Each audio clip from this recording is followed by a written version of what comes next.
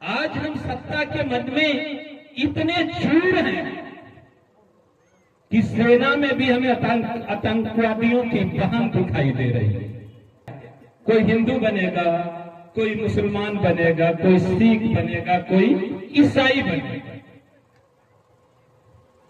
लेकिन भारतीय कौन बनेगा? मैं पूछना चाहता हूं, भारतीय कौन बनेगा? हिंदुओं के सत्संग लगते हैं, बौद्धों के संस्कार लगते हैं, जैनों के सत्संग होते हैं, और भारत बनाने वाली संस्था का कहां सत्संग लगता है? एक सत्ता आई थी उत्तर प्रदेश में, विचारधारा की सत्ता थी, तो अंबेडकर साहब के सिर पर नारियल फोड़ा गया। वो भी सत्ता हमने देखा है। इस बुद्ध की धरती से और सम्राट अशोक के कर्मभूमि से और चंद्रगुप्त के राजभूमि से मैं सम्राट अशोक परिवार की तरफ से आप लोगों को हार्दिक अभिनंदन वंदन कर रहा हूं।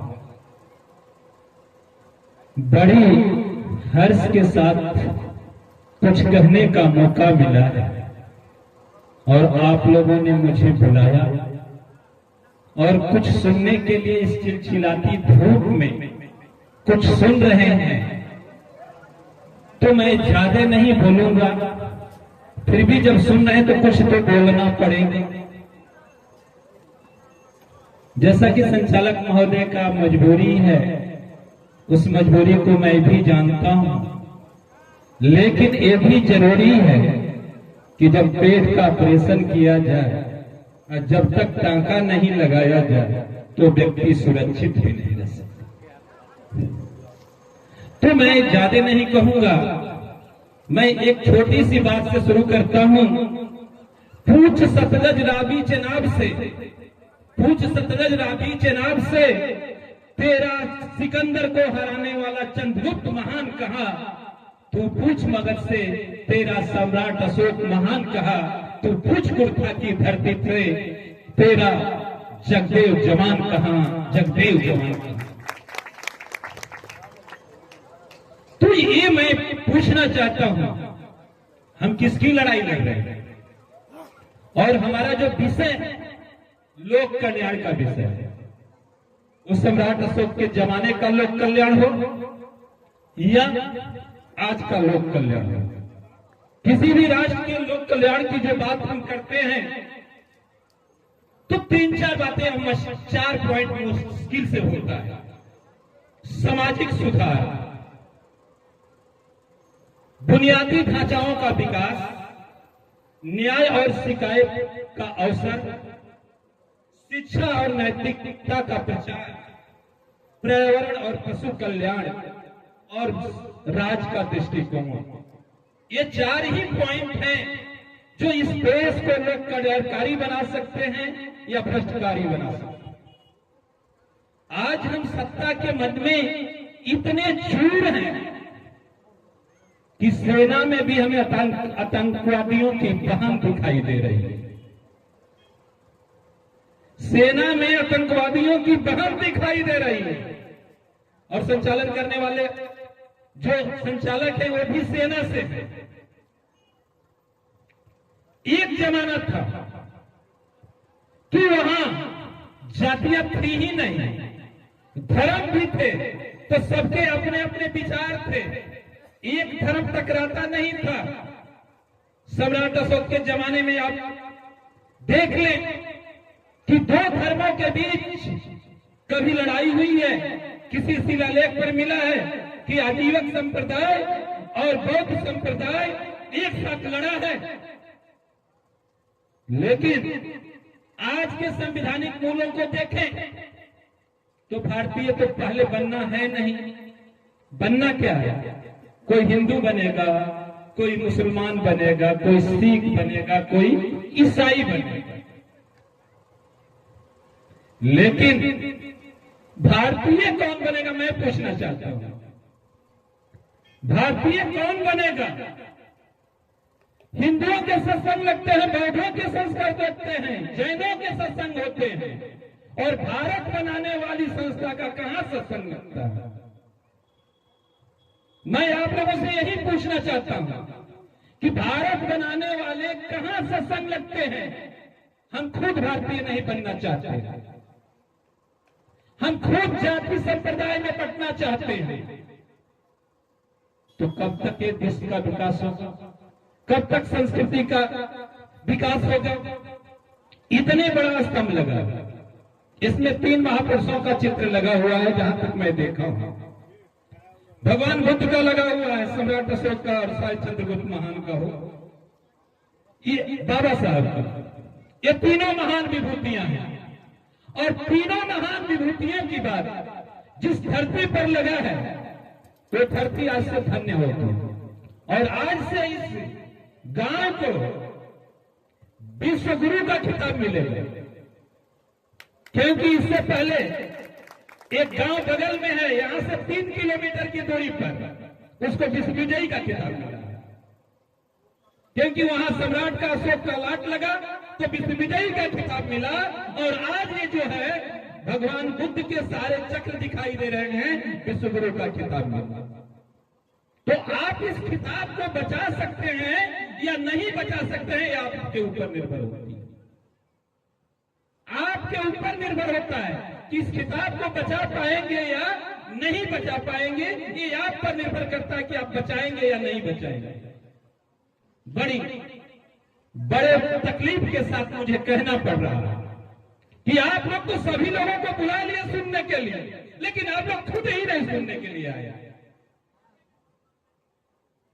आप लोग सभी लोगों को ठुकरा गांव को धन्यवाद देने की बात है, सभी लोगों को बुला लिए, लेकिन आप अपने घर के बच्चे बच्ची और अपने पत्नी को भी नहीं ले पाए। इससे बड़ा क्या हो सकता है?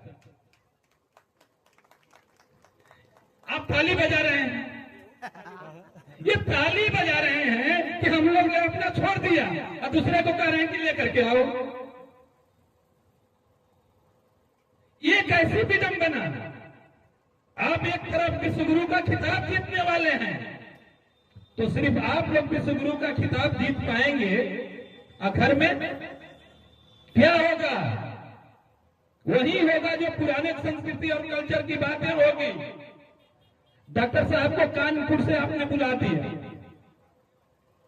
चलते चलते आकर के गांव रुके, लेकिन इनको सुनने के लिए आप ही खुद 100 मीटर या 200 मीटर की दूरी से आप नहीं आए। कितनी विडंबना है जयचंद बाबू, आपसे मैं यही पूछना चाहता हूं, ये कितनी विडंबना है? कितना हो स्मृति द्वार बना लीजिएगा, लेकिन दिल के अंदर स्मृति द्वार का आदर नहीं करेंगे तो ये बनने वाला नहीं, ये कुछ होने वाला नहीं है। एक बार पाटलिपुत्र की मैं बात करता हूं, घूमते घूमते फैयान चला गया, एक ऐसा माहौल देखा, एक ऐसा माहौल देखा कि उसने कहा कि ये तो मानव द्वारा बनाया ही नहीं जा सकता, या तो असुर या तो देवता बनाए होंगे। उस महल का अस्तित्व नहीं रहा हमारे नलायकियत के चलते, हमारी बुजदुली के चलते, तो इस गेट का क्या अस्तित्व रह सकता है? जब तक हम तैयार नहीं होंगे तब इस देश में हिंदुस्तान होगा, पाकिस्तान होगा, अफगानिस्तान होगा। तो उन लोगों को क्या पता जिसके पूर्वजों ने इस देश को बनाया है? पूर्वजों का मतलब ये हमारी जाति व्यवस्था से नहीं, जो उस समय भारत में रहते थे उनके लोग सिपाहियों ने, ये चंद्रगुप्त मौर्य ही अकेले नहीं बनाए हैं, उनके साथ सिपाही भी लड़े होंगे, सब लोग लड़े होंगे। जिसने जमोदत्त बनाया, और हम लोगों की ये नालायकियत है कि जो जहेज में मिला था उसको भी हम गंवा बैठे। बलूचिस्तान, काबुल, कंधार, अफगानिस्तान आपको दहेज में मिला था, लुटा दिया दहेज की भी, क्योंकि ससुराल की चीज बड़ी अच्छी होती है, उस घर का बर्बाद हो जाता है लेकिन ससुराल का नहीं, वो भी हम मिटा दिए। तो अगर चंद्रगुप्त और सम्राट अशोक बुद्ध और अंबेडकर के सच्चे अनुयायी हैं, तो उनके बताए हुए मार्गों पर चलना होगा।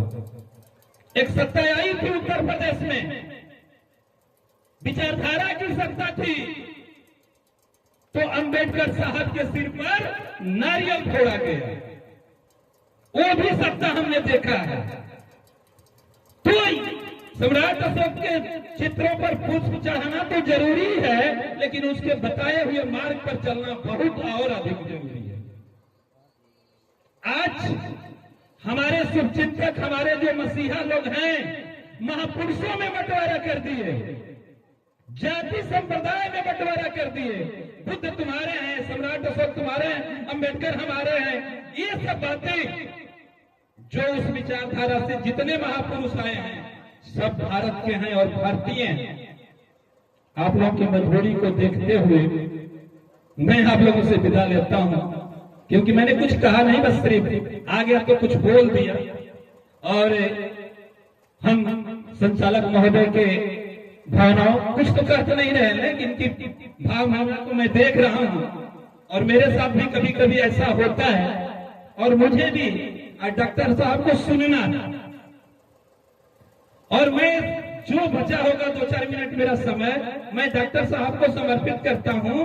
और इन्हीं चंद शब्दों के साथ मैं आप लोगों से विदा लूंगा और यही कहूंगा कि वो क्रांति गंगा में कहां दिखी, वो क्रांति गंगा में कहां दिखी जो चंद्रगुप्त के जमाने में थी, वो क्रांति झेलम में कहां दिखी जो सम्राट अशोक के जमाने में थी, वो क्रांति जमुना में कहां दिखी जो कनिष्क के जमाने में थी, कनिष्क के जमाने में थी।